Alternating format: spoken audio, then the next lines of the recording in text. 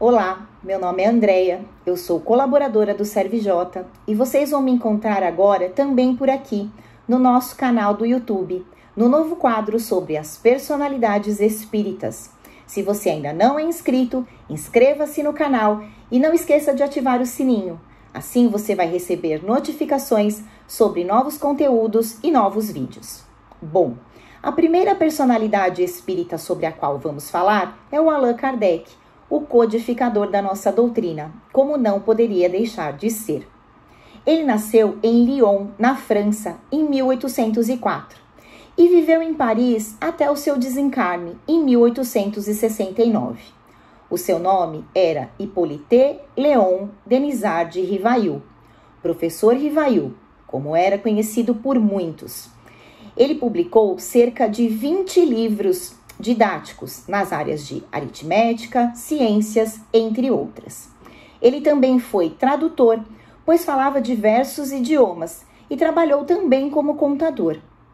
Ele foi discípulo de Pestalozzi, tendo substituído o seu mestre no Instituto de Ensino em Yverno, na Suíça, numa ocasião em que ele precisou se ausentar.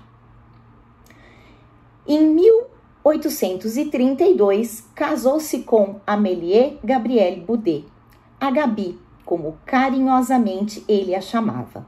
Ela era 9 anos mais velha do que ele, mas não aparentava a idade que tinha. Ela também era professora e publicou 2 livros antes de conhecer o professor Rivail. Ela sempre foi a sua grande incentivadora e apoiadora, principalmente durante o período da codificação da doutrina espírita. Para que possamos entender um pouco o cenário que acontecia no mundo, que era necessário para que a sementinha que seria plantada do espiritismo germinasse, precisamos voltar um pouquinho e entender o que estava acontecendo. Era final do século XIX. Diversas transformações aconteciam, tanto no âmbito social quanto no âmbito das ciências e avanços tecnológicos. Tivemos a Revolução Industrial, mudando a forma como se trabalhava e também as relações de trabalho. Houve também muitos avanços na área de ciência e tecnologia, com o surgimento da locomotiva a vapor e da luz elétrica. Em Paris, berço do espiritismo, acontecia o fomento da Revolução Francesa. Todas essas transformações faziam com que as pessoas aceitassem com maior facilidade novos conceitos e novas ideias, o que era fundamental para que a sementinha que fosse plantada do espiritismo pudesse germinar. No ano de 1848, aconteceram importantes fenômenos nos Estados Unidos, em Hydesville, já dando indícios aí do que seria, os fenômenos que trariam à luz a doutrina espírita. Aconteciam lá, numa pequena cidade de Hydesville, os famosos episódios com as irmãs Fox, Leah, Margaret e Kate. Elas relatavam que comunicavam-se com um espírito que habitava lá a casa onde elas moravam neste local. Do outro lado do oceano, na Europa, acontecia todo um burburinho em torno dos famosos episódios das mesas girantes, que eram manifestações de espíritos através da movimentação de mesas e através das batidas dos pés das mesas, trazendo mensagens dos seres de além-túmulo.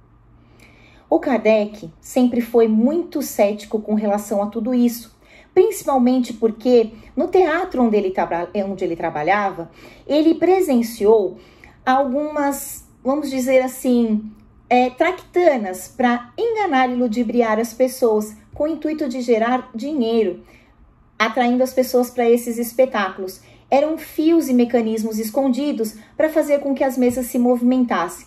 Então, por isso, ele se recusava tanto a participar das sessões para as quais ele foi chamado. Em 1852, aconteceu um episódio muito interessante. Ele foi diagnosticado com uma doença séria de vista, chamada amaurose. Ele recebeu a notícia de que ele perderia sua visão. E nessa época, ele resolveu consultar uma sonâmbula muito famosa por suas curas. Sonâmbulos eram chamados os médiuns que trabalhavam com cura nesta época. Essa sonâmbula lhe prescreveu um tratamento e disse que se ele conseguisse corretamente esse tratamento, que em cerca de 2 ou 3 meses ele estaria curado. Mesmo não acreditando muito, ele fez o tratamento e no tempo prescrito assim ocorreu e ele estava curado da sua doença de vista. Isso fez com que despertasse no Kardec um novo interesse sobre esses fenômenos. Ele, que já era estudante de magnetismo, que é a ciência que estuda a parte física das manifestações, resolveu, por fim, em 1855, iniciar a sua participação nas famosas sessões.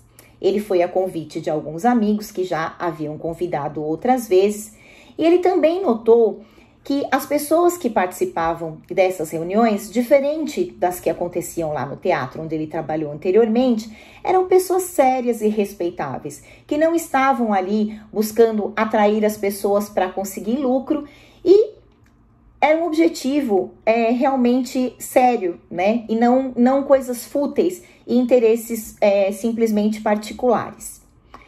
Ele utilizou método científico para organizar todo o material que geraria os livros, né? E, enfim, traria a doutrina espírita à luz. Ele mandava perguntas para diversos médiuns em diversos lugares e recolhia as respostas. E ele notou que, ao organizar essas respostas, elas tinham todas o mesmo teor.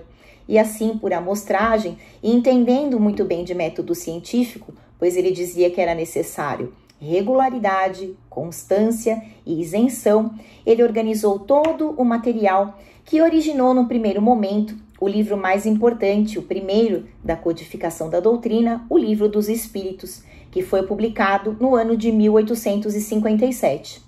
Depois vieram outras publicações importantes, como a Revista Espírita, que era publicada mensalmente, e os 5 principais livros da doutrina. Houveram outros, mas os 5 principais, que eram o Livro dos Espíritos, o Livro dos Médiuns, o Evangelho segundo o Espiritismo, o Céu e o Inferno e a Gênese. Bem, estava aí composta toda a gama, né, de documentações que fariam com que a divulgação da doutrina pudesse realmente acontecer. Em 1862, ele também fundou a Sociedade Parisiense de Estudos Espíritas, que ajudou nesse trabalho e que foi assumida por sua esposa, a Gabi, após o seu desencarne. Um fato curioso cabe aqui. Por que o nome Allan Kardec se ele se chamava Rivail? Em uma das sessões, onde ele recebia mensagens de um espírito que foi seu amigo numa encarnação anterior ao tempo de Cristo, na época dos druidas, esse amigo tinha o nome de Zéfiro, esse amigo o orientou a usar o nome Allan Kardec, que era o nome que ele usou nessa encarnação anterior. Assim, as obras ficariam distintas. A obra do professor Rivail manteria-se ali as obras didáticas, né, do professor, e a obra da codificação da doutrina espírita levaria o nome de Allan Kardec. Assim não haveria confusão. Bem, Kardec é um assunto maravilhoso e extenso.